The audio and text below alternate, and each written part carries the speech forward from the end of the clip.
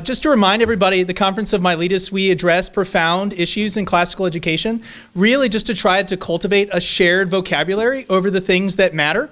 In this case, so much of this school year is focused on virtue. So we're just going over what is virtue, how we can cultivate it, and the four most important virtues, which are these cardinal virtues. The word cardinal there isn't that these virtues are red or that they can fly, but that they're really, really important. And those are, of course, the virtues of courage, justice, prudence, and temperance.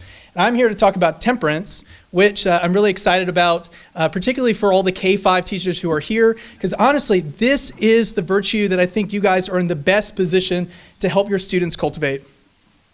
A classical education begins with the great books of the Western tradition, orients students' time and attention to what is good, true, and beautiful, and joins together content and character so as to empower students to become more courageous, prudent, temperate, and just individuals.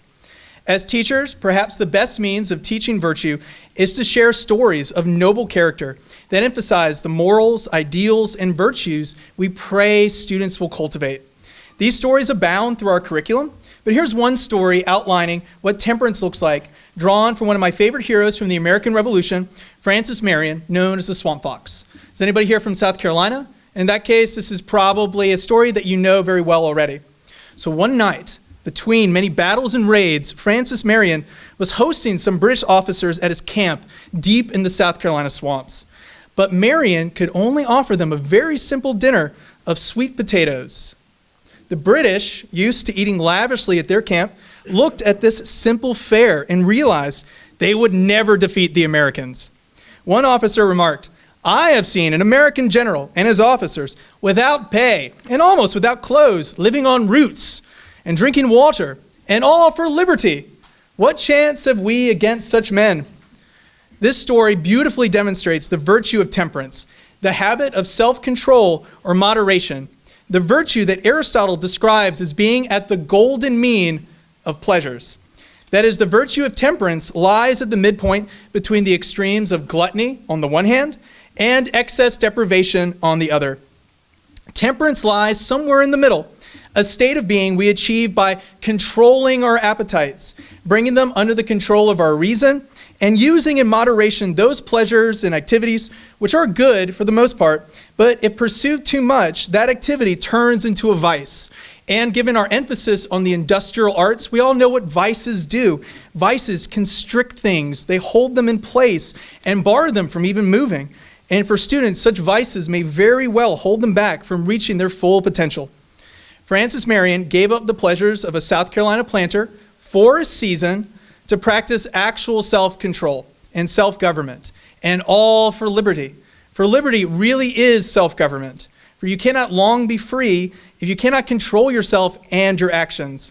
The story shows the profound gulf between liberty on the one hand, the freedom to live as one ought to live, free from restraint, like that of the government or some unjust band of thugs and whatnot. And on the other hand, there's license, which is a freedom from restraints and without moral norms, but which ultimately results in one feeling shame and regret and guilt. Because of this, one should strive to be temperate in really any activity that provides a pleasurable escape from the real world, not just at the dinner table, but also keeping off social media or TV, not playing too much golf, or any other fun leisure activities. To pursue and cultivate temperance, I think it's valuable to consider why people would rather be intemperate. They may have poor impulse control. Working with kids, this happens all the time. They may have little concern for the future, or they may be battling depression and sadness of some kind or another, attempting to make themselves feel better with ice cream or chips or candy and the like. In such instances, two pieces of advice come to mind. One, to teach students of how things really are, and two, to teach students to think towards the future. First, we should teach students that some things appear good, but are actually quite dangerous and destructive. A child, for the life of them, cannot understand how candy can actually be bad for them when it tastes so good. And on the other hand, there's broccoli. They can't understand how broccoli could be good for them, given that broccoli generally doesn't taste so great. Many things put on a mask. This is the way Socrates describes it in this beautiful dialogue called the Gorgias. But things put on a mask of goodness to conceal what is essentially a rotten core. So that indulging in the ice cream or the candy is never going to make you feel good, since it has nothing good to give you in the first place. And if students know that they know this, they can really protect themselves from a lifetime of harm. And so this is a beautiful lesson and a profound point to highlight with students in your K-5 classrooms, your 6-12 classrooms for that matter, that some things which appear good, they taste good, they make you feel good, they're actually not good at their core. And that's why they're not going to leave you feeling any better once it's over, once that pleasure is gone. We need to live for something more. Second, as to the future, when we deny ourselves some immediate pleasure, we do so because we're looking to something we value more, which at a minimum may be our future long-term health, but also purity and holiness, or some other intangible but invaluable reward waiting for us. The reward of delaying consumption and refraining from immediate gratification is like the money that you receive in interest for so long as you can refrain from spending it.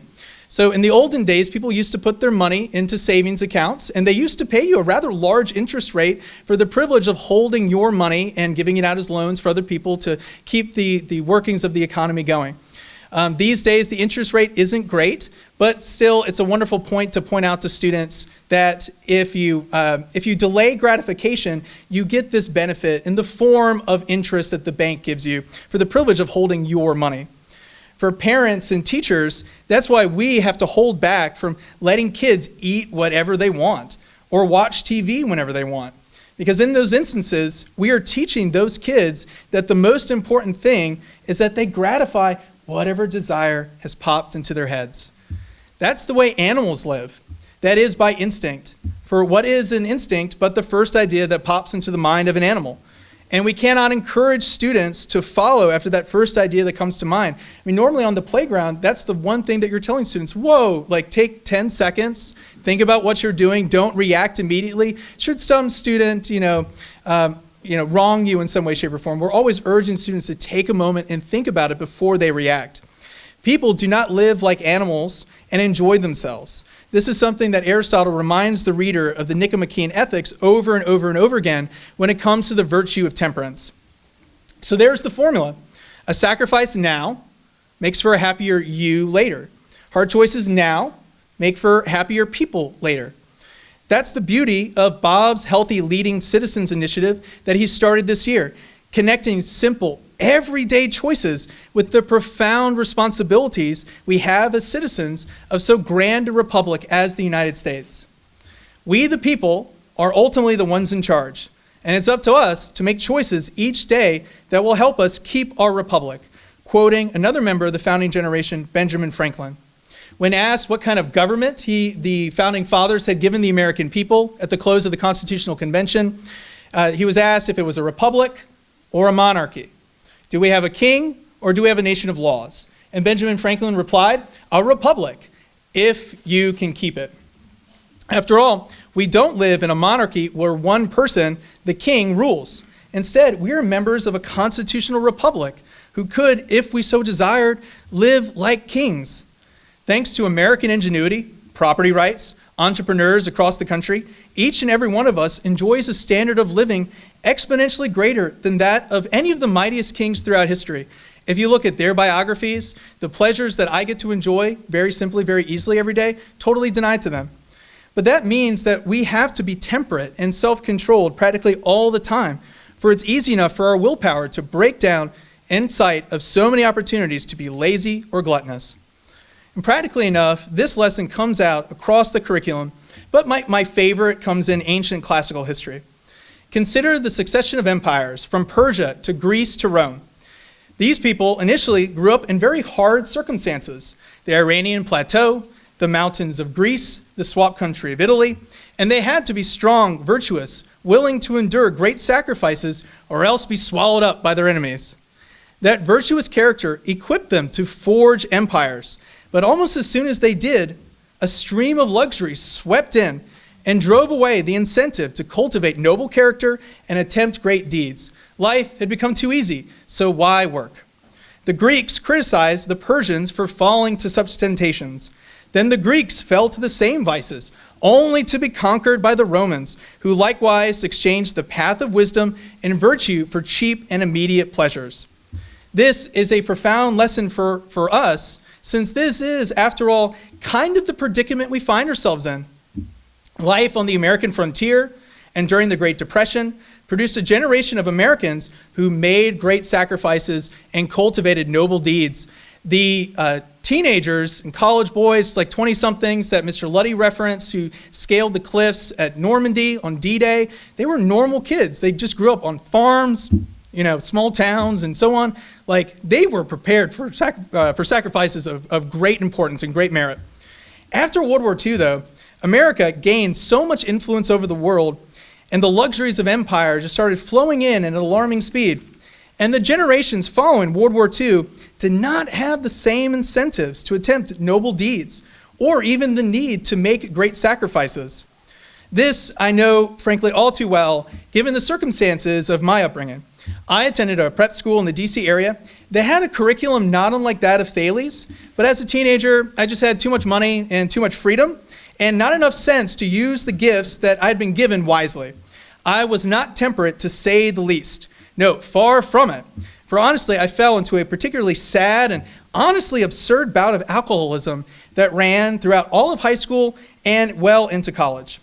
If you ever wondered how I got the pretty long scar across my head, 13 inches running across the top of it, it is from this sad stage of my life, surviving a pretty terrible car accident entirely by the good graces of God.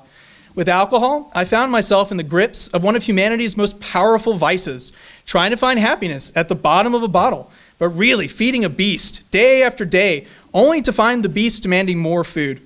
And what helped me get out? Books. Books. Books. Dante and Milton, Shakespeare and Homer. Those books helped drive away that depression. Indeed, the poet Dante gave me my first real experience with the good life, a life marked by wisdom and virtue, and with biblical Christianity that saved me by God's grace from a life filled with regrets to a life set free by the mercies of Jesus Christ. I love teaching and working at Thales Academy because our job is to encourage students to stay on the path of wisdom. For this path not only leads to virtue, but also to happiness, to real lasting joy. Each day, we can help students develop the character they need to face whatever challenges lay ahead. We don't know what they're going to look like, but we know they're coming. The coursework of a classical education has the potential to change students' lives for the better, which I can attest to in my own life.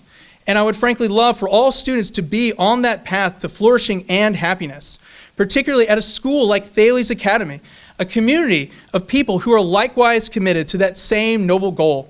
But with one great exception for me, that they would not have any of the scars that I gave myself, ignoring noble counsel and foregoing virtues like temperance. And so with that, I want to thank you all for the opportunity to encourage you all, to encourage your students to seek virtue and wisdom and to go after it with everything that they have through this year. And I want to welcome Ms. Kelly Scripter to the stage to speak about the virtue of justice.